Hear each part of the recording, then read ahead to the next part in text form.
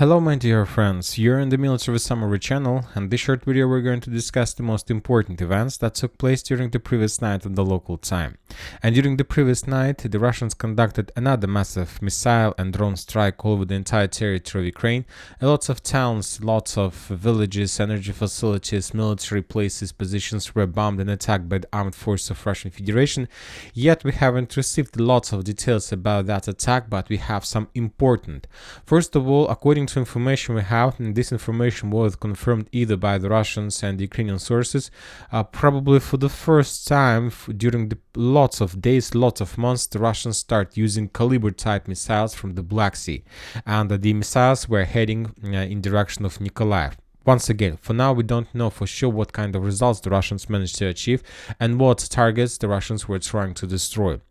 Interesting details are coming from Kharkiv. Probably second or third row in a week, the Russians continue bombing and pummeling the town. We have lots of additional explosions. The city is without electricity. The city is completely blacked out by the Russians, and the situation is getting worse and worse. So the sources are saying that there is a total blackout, and very likely there's going to be no electricity in the very near future. And also we got another video how the Russians managed to discover the P-18 radar in the vicinity of Dergachin. As a result of Lancet strike, that system was destroyed. As an act of revenge, with the act of response, the Ukrainians start bombing and attacking Belgorod with multiple launch rocket systems, including Vampires of Czech production. The sources are saying that during the previous night also the Russians destroyed another warehouse with missiles for this type of weapon. The sources reported that Ukrainians continue evacuation either from Kharkiv or from Sumy, and according to information we have in the Sumy region, a forced evacuation of children from 52 settlements was announced, reports the Ministry of Reintegration of Ukraine. Now we are moving to the situation on the ground. We have lots of very interesting details and updates, and first we're going to talk about Chasiv Yar. If you remember, yesterday we discussed the Russian attack in the direction of the eastern part. We discussed that there were two waves, not two waves, two directions of attack. One was the secondary, the first one was the secondary in direction of the eastern part, and the primary target of the Russians was the railways between 36-kilometer station and the Valerianova station. And this morning we got additional details and updates about the Russian progress, and now we have some answers to the question whether the Russians managed to achieve some result. Different mappers started updating their maps, and sources started reporting about the progress of the armed forces of Russian Federation. And according to information we have, as a result of clashes, as a result of offensive operation, the Russians managed to establish complete control over the forest to the north of the railways, over this short tree line, and also the Russians managed to enter Bogdanovka from the south. So according to different mappers, if we summarize everything, approximately this is the current progress of the armed forces of Russian Federation on Bogdanovka direction. So this is the Russian achievements, and this is the Russian promotion during the previous 48 probably hours. Obviously significant results, significant progress. The Ukrainian defense belt was collapsed and breakthrough. Furthermore, pro-Russian mappers are saying that as a result of clashes, the Russians either managed to establish control over Bogdanovka, over this part, or at least these territories in the gray zone, or maybe is under Russian control already. For now, we're not going to change the map either in the forest or in Bogdanovka, because we need more geolocated confirmations, but obviously if this information is correct, the Russian progress is huge. Now let's move to Chasiv Yar, and a few more interesting details were received exactly from the residential area that located in the northern part of the eastern part of Bogdanovka. First we start receiving first geolocations of Russian FPV drone bombing of the area with let's say of Ukrainian infantry and soldiers on the direction. So we see that the Russians started clearing this area with FPV drones, which confirms that very likely the Russians are planning, as we discussed in the previous video, to enter Chasiv Yar exactly from this direction, and with the purpose to establish control first of all of low-rise buildings area in Chasiv Yar. Also we have additional video of how the Russians were bombing and attacking exactly the same area. And the first seconds of the video we can see the Ukrainian cluster round attacking the forest against the offensive Russian forces, and the second part of the video show us the pummeling and attacking of Ukrainian positions in the northern part of the eastern in Chasiv Yar. So on the first video we see a small explosion and then fire. Probably the Russians managed to damage some ammo depot when there was secondary detonation, and on this part of the video we can see the Russian attack with cluster rounds. So the situation is getting critical, and very likely the next few days the main clashes of in Chasiv Yar are going to take place exactly for this part of the village. So the Russians will try to establish complete control over the southern forest. This is the southern forest. The Russians will try to establish complete control over the residential area with low-rise building, and the Russians will try to move further to the railway station 36 kilometers and then to the railway station by the name of Shamotna.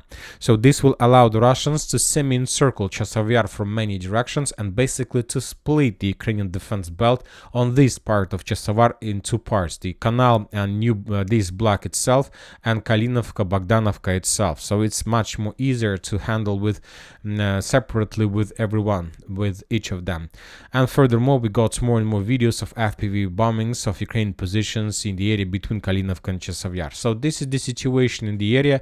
The Ukrainians during the previous 24 hours tried to slow down the Russians, trying by bombing them with cluster rounds, with artillery, and but as we can see, this didn't help them, because if the Ukrainians wanted to, let's say, slow down and force the Russians to stop and to fall back, of course it's not just enough to bomb the Russians with FPV drones and with cluster rounds. Of course you need all types of weapons that Western countries can send. Now we are moving to the southern flank of Chasiv Yar, and also according to different pro-Russian mappers, the Russians managed to improve their positions further to the west of Ivanovska. For now, we're not going to change the color. We're going to just discuss approximately the Russian progress on this direction.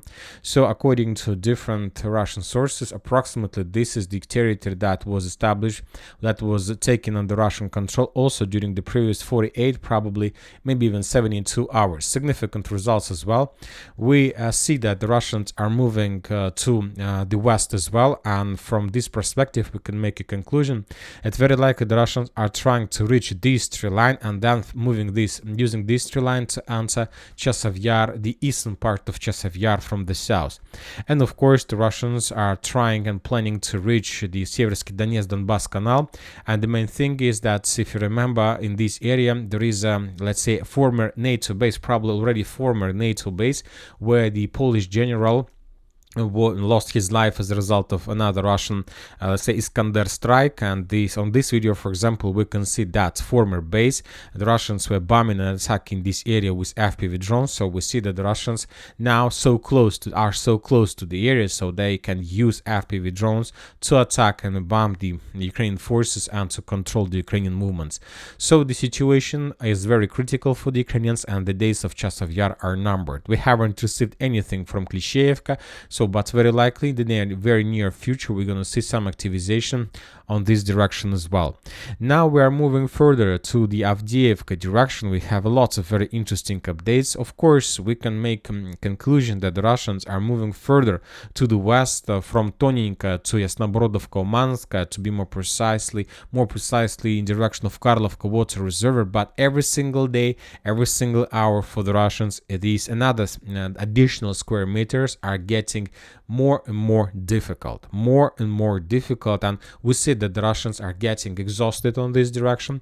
I'll remind you that the offensive operation of Avdiivka started in October of 2023, and there are already, let's say, up to 6 months, half a year passed since the beginning, around 6 months of active phase of offensive.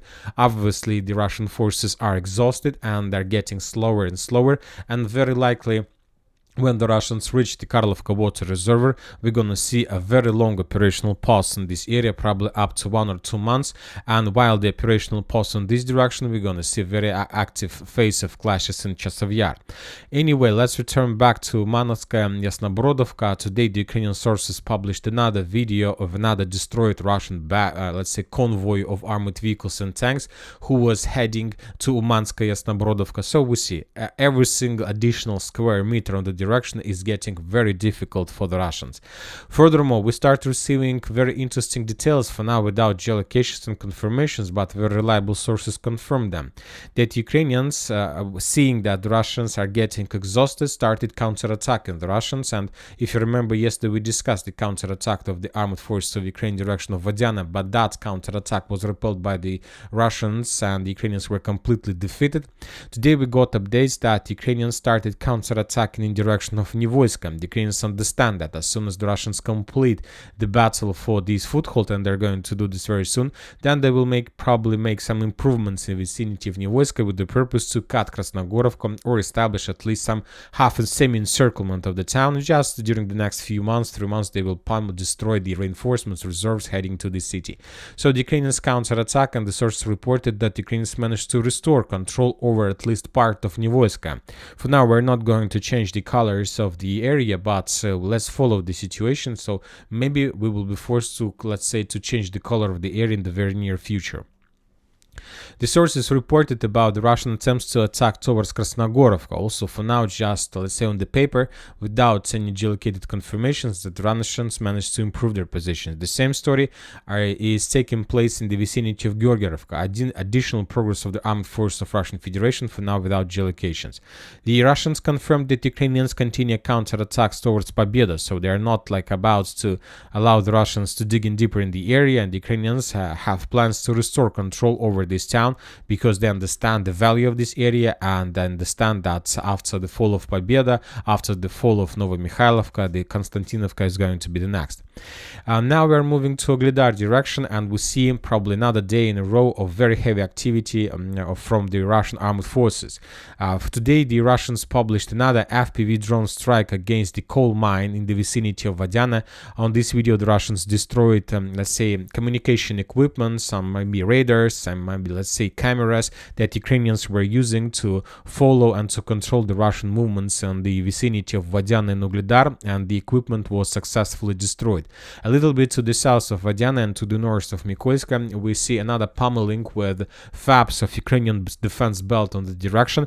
This is obviously the artillery and aviation preparation before the further Russian attempts to attack on the direction. And we have another mortar system destroyed on the intersection roads between Vuhledar, Prichistovka and Pavlovka, and as a result of artillery strike or maybe FPV drone strike, that position of armed forces of Ukraine was destroyed. Very important to understand the situation by increasing the number of updates, and at least from the 1st of April. We see significant Russian focus in Vuhledar, we see significant Russian focus in the coal mine, we see significant progress in focus here, and we see, let's say, lots of, let's say, strikes and artillery and FAB strikes on this direction. So all these geolocations give us more or less reliable, let's say, understanding what are the next Russian steps on this direction. So the situation, as you can see, continues developing not in Ukrainian favor. Either the Ukrainians and the Russians are getting exhausted. Obviously, the next few months are going to be decisive in the special military operation, which will determine probably the second half of the 2024. Furthermore, we got additional updates from Transnistria and Moldova. Today, we got the video yesterday in the evening of FPV drone or drone strike on the Russian base in the Transnistria. As a result of attack, some radar was damaged or destroyed. Currently, it's unknown who exactly was attacking, either the Moldovan or Ukrainian forces. And we have another important report from the Gagauzia. The governor of this area, let's say, reported will declare independence if Moldova decides to unite with Romania. So the situation continues escalating here, and very likely something is going to happen in Moldova as well.